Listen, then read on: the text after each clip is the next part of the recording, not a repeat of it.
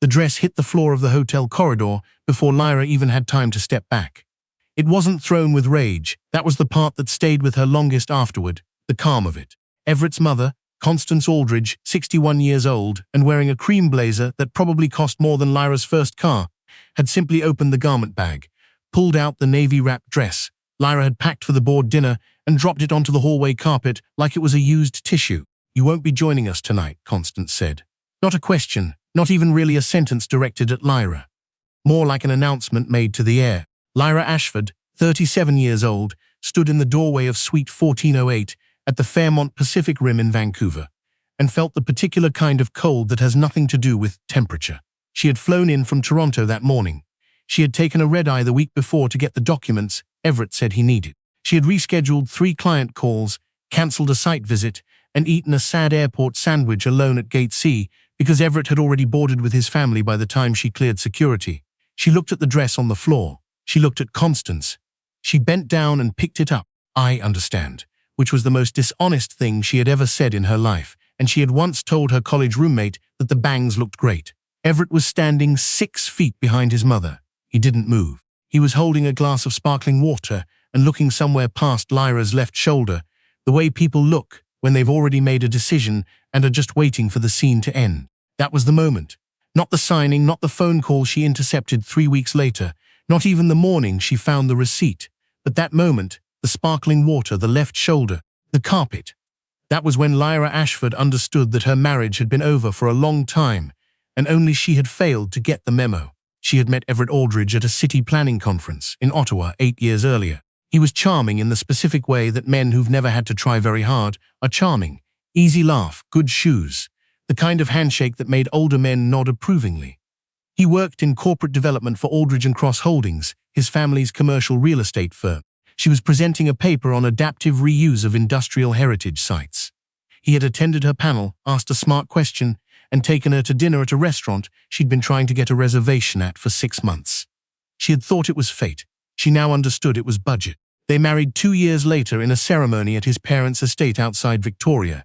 Constance had selected the flowers. Constance had approved the menu. Constance had gently suggested, twice, that the guest list might benefit from trimming certain names from Lyra's side of the family. Specifically, Lyra's Aunt Pauline, who wore bright colors and laughed too loudly, and had once worked in a fish processing plant before starting her own logistics company, which she sold at 52 for enough money that she never had to think about money again. Lyra had kept Pauline on the list. That was probably the first and last time she'd held her ground. The marriage settled into a shape that looked, from a distance, like a good life. A condo in Yaletown, dinners with the Aldridge Circle. Everett's promotions, which were called achievements, but functioned more like scheduled events, the way a child grows taller, not through effort but through time. Lyra continued her own work, consulting on heritage property development, building a client base, traveling regularly for project assessments. She was good at it. She had been good at it before she met Everett, and she was better at it now. And she had learned to talk about it at the Aldridge family table in a way that was vague enough to seem like a hobby rather than a career. She didn't know for a long time that this was what she was doing. It was only when she stopped doing it, only when she started saying the actual numbers out loud, started mentioning the actual clients by name, that she saw the way Constance's expression flickered and the way Everett changed the subject with the precision of someone who had practiced. She didn't know what that meant then. She understood it clearly now, standing in the corridor of the Fairmont, holding a dress that had been dropped on hotel carpet, watching her husband look past her shoulder. She did not go to the board dinner. She ordered room service, a bowl of butternut squash soup and a glass of Niagara Pinot that was better than it had any right to be.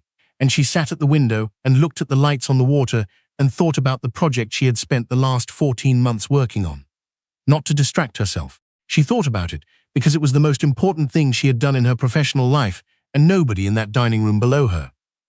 Not Everett, not Constance, not any of the grey-suited people who made up the Aldridge board had any idea what it meant or what she'd had to do to make it happen. The project was called the Pemberton Block Redevelopment. It was a cluster of 5 heritage-listed warehouse buildings on the eastern edge of Vancouver's False Creek, sitting on land that had been quietly assembled over a period of 6 years by a private holding company called Stonebridge Collective. Stonebridge was not a well-known name. It was structured deliberately to be unremarkable. a federally registered trust with majority ownership held through a numbered company in New Brunswick, managed by a small legal team in Halifax, with a single-named director who was a 68-year-old retired engineer named Walter, who was very good at crosswords and very bad at answering emails. The single unnamed beneficiary of Stonebridge Collective was Lyra Ashford. She had started building it at 31 with the proceeds from a first major consulting contract and a loan from Aunt Pauline, who had reviewed the structure documents over a weekend, handed them back on Monday, and said only, "You're going to need a better accountant and a worse husband." Lyra had laughed. She hadn't understood the second part yet. Over the following 6 years, Stonebridge had acquired the Pemberton block buildings one by one, as the previous owners, an aging family trust, a number company that had lost interest, a small developer who had overextended, came to terms. The acquisitions had been structured quietly, at fair market value, with no press releases and no announcements. What Stonebridge planned to build on those 5 buildings was not condominiums. It was a mixed-use heritage campus, retained brick exteriors, restored timber interiors, ground floor artisan and small business space at below-market commercial rates, upper floors converted to a purpose-built film and media production center. The project had already received preliminary approval from the city's Heritage Office. It had already been awarded a Federal Heritage Designation funding grant. It had already secured a 15-year anchor tenancy from a major streaming production company that needed Vancouver studios space and couldn't find it anywhere at the scale they required. The project had also attracted, in the past 3 months, the intense interest of Aldridge and Cross Holdings. Everett's family company had been trying unsuccessfully for 2 years to acquire the Pemberton block site. They wanted to tear down 3 of the 5 buildings and put up market-rate residential towers. They had approached every party they could identify. They had been turned down at every step. The ownership structure was airtight. Their lawyers had run into walls in New Brunswick and Halifax and had concluded, most recently, that Stonebridge was likely controlled by offshore interests that had no motivation to sell. Lyra had read that conclusion in a document she was never supposed to see, in an email on Everett's laptop that he had left open on the kitchen counter while he went to get more coffee. She had stood in their kitchen in Yaletown on a Tuesday morning in September and read the words offshore interests and felt something she could only describe as a very calm, very complete understanding of everything. The board dinner ended at 11. Everett came back to the suite smelling like scotch and the particular cologne that the men in his family all wore, which Lyra had once found sophisticated and now found simply sad. He was in a good mood. The evening had gone well, he said. The Pemberton issue would sort itself out. Their legal team had a new angle. He didn't ask how her evening had been. He was asleep by midnight. Lyra sat at the desk and opened her laptop and sent a single email to her solicitor in Halifax, instructing him to formally register Stonebridge Collective's full ownership documentation with the City of Vancouver's Development Registry, effective immediately. Until that point, the registration had been pending voluntarily. There was no legal requirement to register early, and she had been in no hurry. She was in a hurry now. The next morning, she took a walk along the seawall alone, while Everett attended a family breakfast she had not been invited to. The mountains across the water were the color of slate. A heron stood motionless on a barnacled rock. She bought a coffee from a cart near the convention center and drank it standing up, looking at the city. She loved thinking about what came next. What came next, she had decided, was nothing dramatic. She would not storm into the Aldridge boardroom. She would not confront Constance in the lobby. She would not send Everett a message that explained anything at all. She would simply let the registration process complete, let the city's development office do its routine cross-referencing, and let the Aldridge legal team discover, in whatever meeting they had scheduled for their new angle, that the ownership structure they couldn't crack was controlled by the woman who had eaten alone in suite 1408 while they had dinner. She finished her coffee. She dropped the cup in a recycling bin. She walked back to the hotel. It took 9 days. She was back in Toronto when her solicitor called. He was a careful man named Renwick who communicated primarily through understatement and the careful clearing of his throat. "The city's registry update has been processed," he said. "I received a call this morning from a firm I recognize as representing Aldridge and Cross. They wanted confirmation of the beneficial ownership. Did you provide it?" "I provided what we're legally required to provide," Renwick said, "which is a matter of public record as of 48 hours ago." Lyra was sitting at her kitchen table with a cup of tea and a draft site plan for the Pemberton Media Center. She looked at the plan. She looked at the tea. "Thank you, Renwick," she said. "There may be further inquiries," he said. "There will be," she said. "That's fine." She did not hear from Everett that day. She heard from him the following morning at 6:43, which meant it was 3:43 in Vancouver, and he had not slept. He did not say hello. "The Pemberton Block," he said. "Stonebridge Collective. That's you." Lyra poured water into the kettle. "Yes." A silence. "For how long?" "6 years." Another silence. Longer. She could hear him breathing. "You never said anything. You never asked about my work, Everett." "Not really. Not the details." She heard him set something down, a glass maybe, or a phone charger, something solid placed on a hard surface. She thought about the dining room she was never invited to. She thought about the dress on the carpet. She thought about the sparkling water and the left shoulder and the long-practiced art of looking somewhere else. "We need to talk," he said. "We do," she agreed. "But not tonight." They talked 3 weeks later, in a meeting room at Renwick's offices on Bay Street, with lawyers present on both sides. Lyra had requested it be in a meeting room. She had specifically requested it not be in a restaurant, not in their condo, not anywhere that would allow Everett to perform the version of himself he performed in public. The easy laugh, the good shoes, the gracious reasonableness that had once, a long time ago, made her think he was someone worth building a life with. He looked tired. He was wearing a jacket she didn't recognize, which meant he had gone shopping, which meant someone had told him he needed to look put together, which meant he had spoken to someone about this meeting in a way that was strategic. She noticed all of this in the first 4 seconds. She filed it and moved on. His lawyer outlined the Aldridge position on the Pemberton site. The language was careful and almost entirely beside the point. What it amounted to was, Aldridge and Cross would like to propose a partnership arrangement in which Stonebridge Collective would contribute the Pemberton block land and heritage approvals, Aldridge and Cross would contribute financing and development capacity, and the resulting project would be jointly managed. Lyra let the lawyer finish. Then she looked at Everett directly, not at his lawyer, and said, "The Pemberton block is not available for partnership." Everett looked at his hands. "The project I've designed for that site took 6 years to assemble," she continued. "Every piece of it, the heritage approval, the federal grant, the anchor tenancy, was built around a specific vision that doesn't include residential towers and doesn't benefit from Aldridge involvement." The Aldridge lawyer began to say something about mutual benefit. Lyra's lawyer, a very composed woman named Suki, who communicated primarily through stillness and the occasional single raised eyebrow, raised her eyebrow. The Aldridge lawyer stopped. "I'm not interested in negotiating the Pemberton site," Lyra said. "That's not what this meeting is about." She looked at Everett again. "This meeting is about finalizing the separation agreement." Everett did not contest the separation.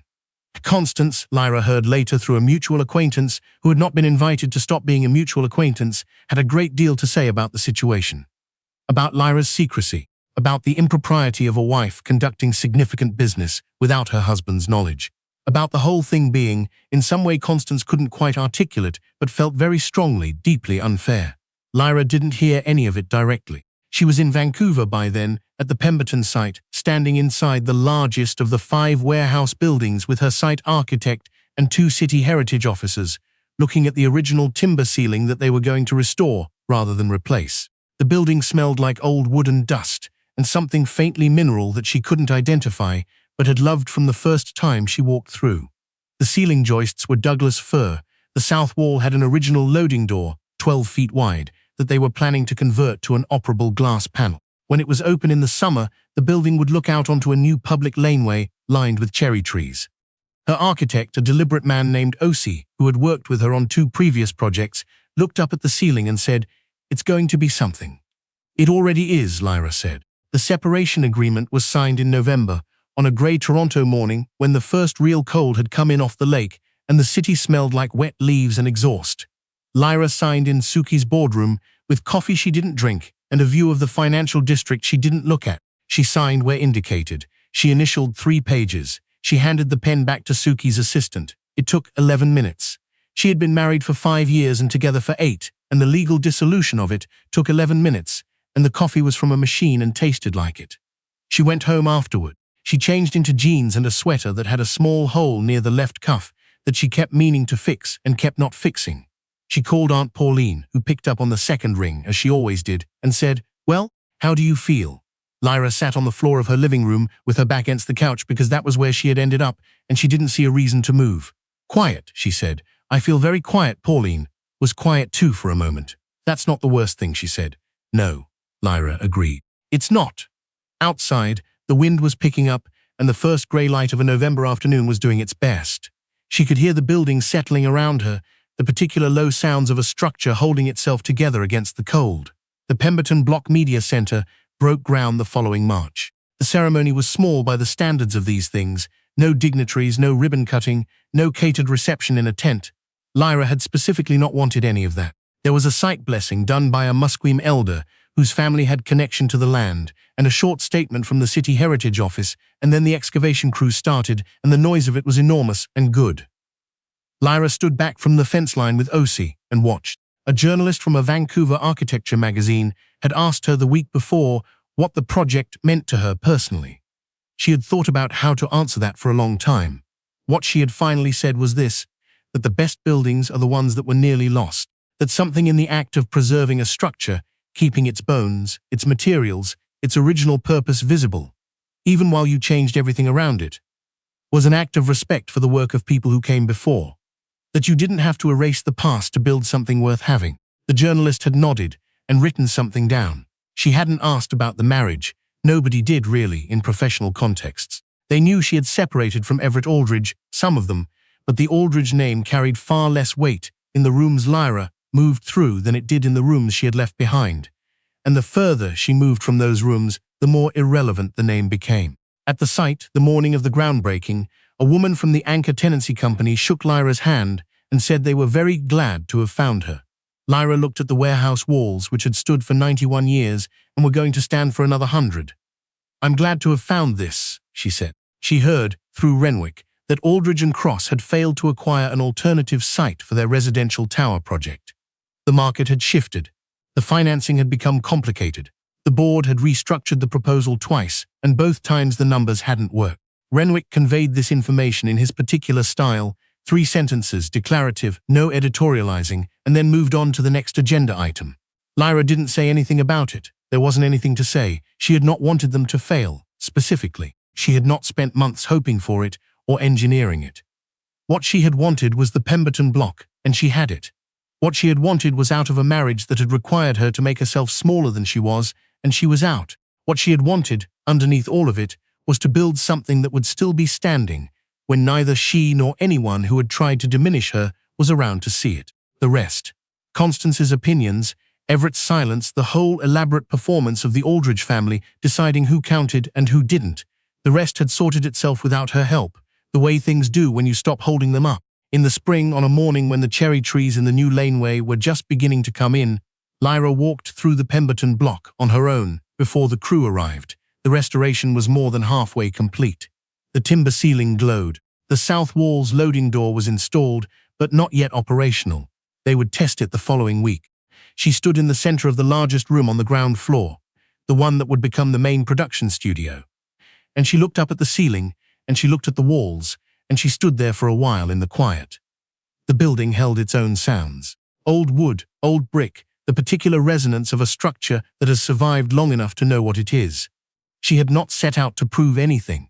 She had not built Stonebridge to win an argument or protect herself from a family who had decided she wasn't worth their time. She had built it because it was what she was good at, and because the work was real, and because when you love old buildings you understand, eventually, that the foundation was already there. You just have to be willing to stay long enough to find it.